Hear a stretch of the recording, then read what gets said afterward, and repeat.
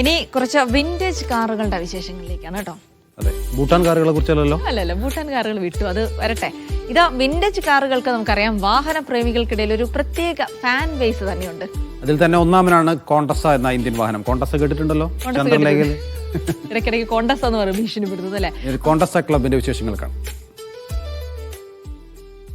Ambassador എന്ന അതികായൻ Indian നിരത്തുകൾ ഒറ്റയ്ക്ക് വാണിരുന്ന കാലം. ഹിന്ദുസ്ഥാൻ മോട്ടോഴ്സിന്റെ ഓട്ടോമൊബൈൽ എഞ്ചിനീയർമാർ 84-ലെ വസന്തകാലത്ത് ഒരു നീളൻ കാറിനെ കൂടി നിരത്തുകളിലേക്ക് ഇറക്കിവിട്ടു.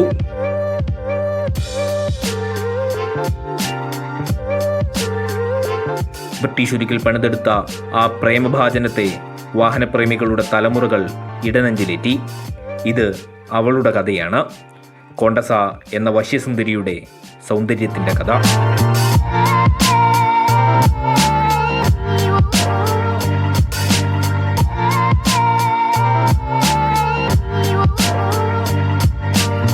ഇന്ത്യക്കാരുടെ ആദ്യ ആഡംബര വാഹനമായിരുന്നു കോണ്ടസ.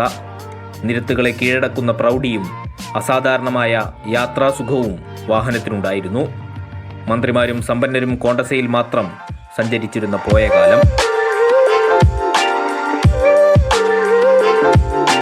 ആ സമയത്ത് പൊളിറ്റീഷ്യന്മാർ അല്ലെങ്കിൽ ബ്യൂറോക്രാറ്റ്സ് അല്ലെങ്കിൽ അതുപോലത്തെ ഒരു ക്രീമി ലേയേഴ്സ് ഈ വണ്ടികൾ അന്ന് യാത്ര ഇതിനായിരുന്നു.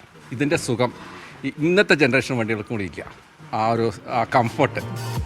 2005-ൽ നിർമ്മാണം അവസാനിപ്പിച്ച കോണ്ടസയുടെ ആരാധകരുടെയും ഉടമകളുടെയും കൂട്ടായ്മയാണ് കോണ്ടസ ക്ലബ്ബ്.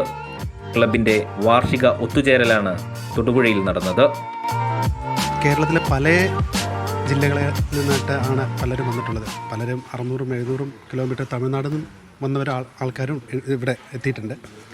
അപ്പോൾ ഓരോ വർഷവും ഈ ഒരു വണ്ടിയുടെ കാത്ത് അതിനെ മെയിൻറ്റെയിൻ ചെയ്ത് കൊണ്ടുപോകാൻ എല്ലാവർക്കും ഒരു ഇൻസ്പിറേഷൻ ആയിക്കോട്ടെ എന്ന് കൂടിയിട്ടാണ് കരുതിയിട്ടാണ് ഓരോ വർഷം ഞങ്ങൾ ഈ അഡ്മിൻസ് ഇതിൻ്റെ ഒരു നമ്മൾ തയ്യാറെടുപ്പ് ചെയ്യാറ്.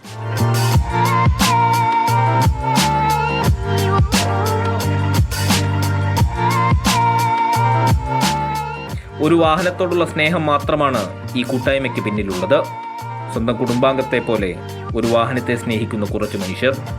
ഇവരാണ് കോണ്ടസ പ്രേമികൾ.